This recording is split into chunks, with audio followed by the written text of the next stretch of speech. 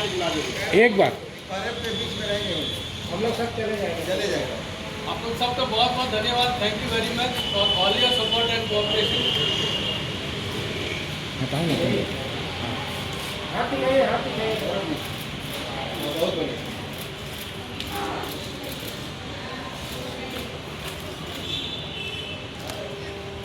Kairav, you say something about this entire matter? Thank you very much भैया, thank you. Nothing else? करो।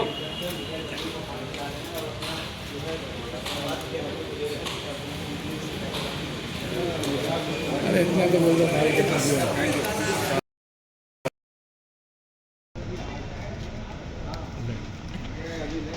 Sir इसको लगा नहीं देगा, सबको रोक देगा, सर को भी रोक देगा। ठीक हम लोग बोलेंगे वेट करिए, आप बुलाएंगे बोले तो, लेकिन कब बुलाएंगे, कितना देर वेट करेंगे,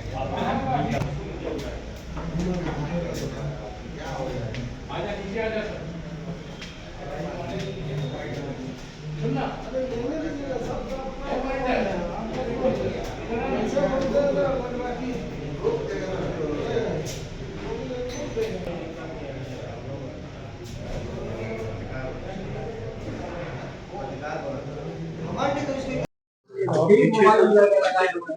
अभी को आएगा आएगा आएगा, अब जल्दी आएगा। अब देखिए, हम लोग को भी कोई भी अभियान होता है तो उसमें प्रायोरिटी सेट होती है।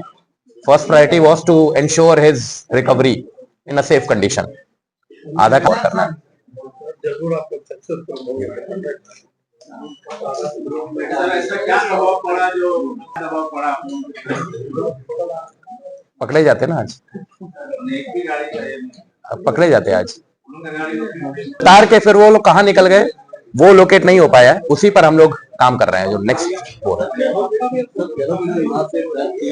है तो और डिटेल में एक प्रेस कॉन्फ्रेंस और करेंगे जब हम लोग को और सफलता मिल जाएगी। अभी अभी अभी अभी अभी रुक जाइए। हाँ सर, पूरा तोड़िए करेंगे। कैरव गांधी जो कि CH एरिया बिष्टुपुर के रहने वाले हैं, उनका अपहरण कुछ अज्ञात अपहरणकर्ताओं द्वारा किया गया था और उसके बाद इस संबंध में बिष्टुपुर थाना कांड संख्या 5/26 दर्ज किया गया था। इस कांड में दो चैलेंजेस जमशेदपुर पुलिस के सामने थे। एक तो अपहृत की सकुशल बरामदगी और अपहरणकर्ताओं की धरपकड़ के बाद गिरफ्तारी।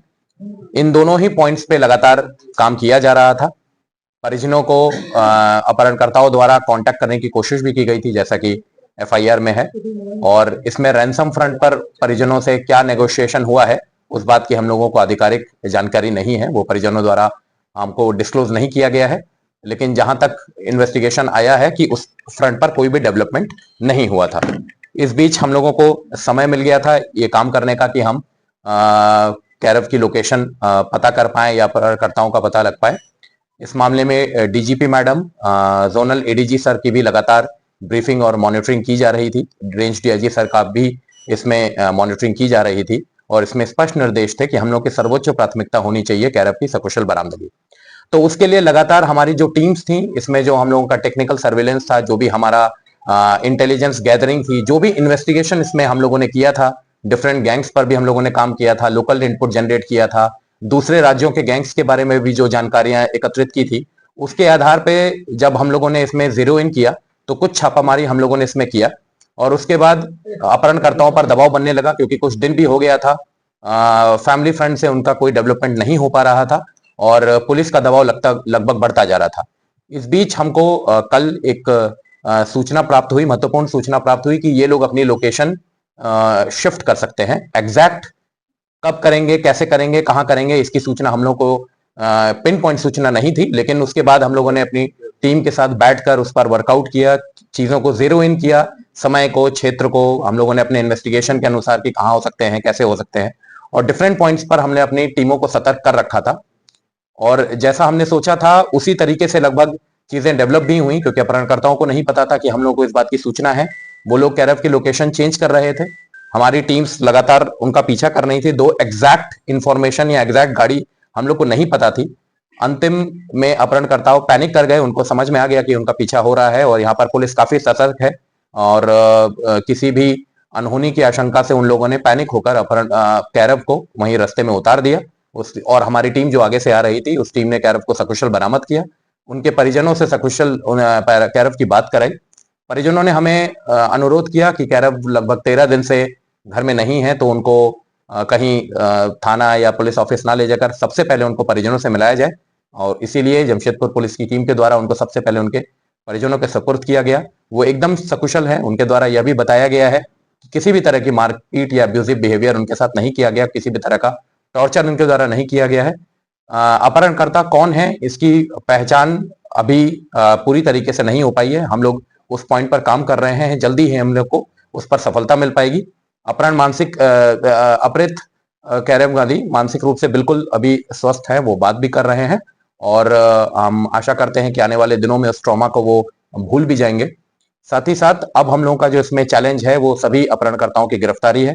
उसके लिए लगातार हम लोग छापामारी कर रहे हैं। जो भी इनपुट जनरेट हुई है, जो भी हमें परिजनों से सूचना मिली है, कैरव से सूचना मिली है, उसके आधार पर इस पर काम चल रहा है। ठीक है, तो जो जो चीजें बताई हैं उन चीजों को हमने अपने इन्वेस्टिगेशन में लिया है और उस पॉइंट पर आगे कार्रवाई की जाएगी। इस जगह पे थोड़ा था कैरव को ये छोड़ा था चौपारण और जो बरही का हमारा खंड है उसके बीच में कहीं पर रास्ते पर ही, जो हाईवे का है उसी रास्ते पर ड्रॉप किया था, और उसके बाद गाड़ी कहीं चली गई। तो वो गाड़ी हम लोग लोकेट नहीं कर पाए।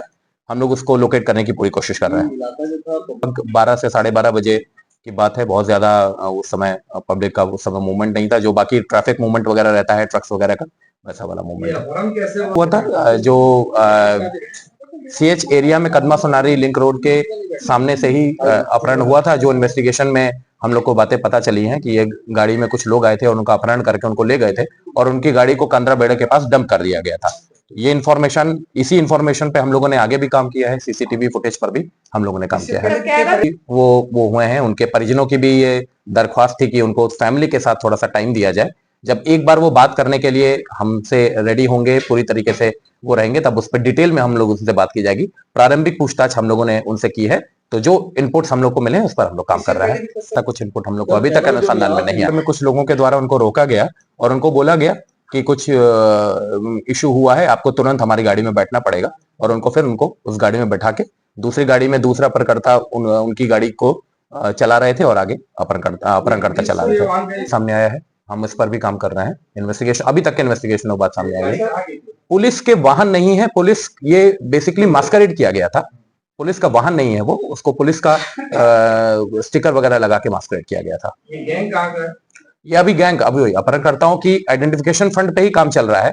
गैंग कौन सा एग्जैक्टली, एक बार जब कुछ गिरफ्तारियां हो जाएंगी तो हम लोग बता पाएंगे। अभी ये नहीं बता पाएंगे exactly at this point of moment किस राज्य के हैं, हम लोग ये नहीं बता पाएंगे। हुआ है जितने भी हमारे नेबरिंग स्टेट्स हैं, उड़ीसा से लेके बंगाल, झारखंड, बिहार, हर जगह हम लोग रेड्स कर रहे थे, और उसका काफी दबाव था।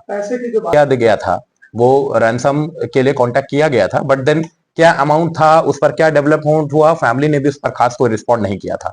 इसीलिए इतना दिन भी लग रहा था। फैमिली इस पर काफी सशक्त थी कि उनको